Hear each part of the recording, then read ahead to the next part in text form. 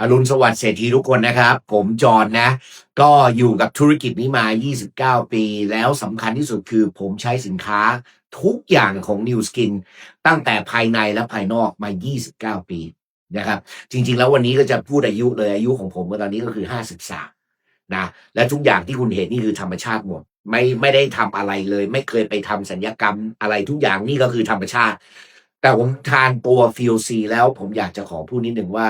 จริงๆแล้วเป็นคนทำงานบางวันนี่ก็ทำงานแบบ13-14ชั่วโมงแล้วด้วยความที่ว่าเราทำออนไลน์ปั๊บเนี่ยบางทีเครื่องมันติดแล้วมันก็นอนไม่หลับนอนไม่หลับยังไม่พอบางทีก็คือมีสเตรสนิดหนึ่งนะครับสเตรสเพราะว่าวันนี้เราออนไลน์เราทำได้ทั่วโลกมองซ้ายมองขวาโอกาสอยู่รอบตัวเรา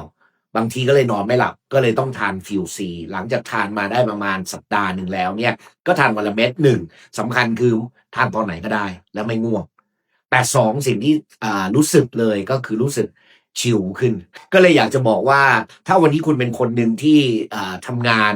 หรือเจอความเครียดเยอะๆผมเชื่อว่า FeelC นี้จะทำให้คุณ feel chill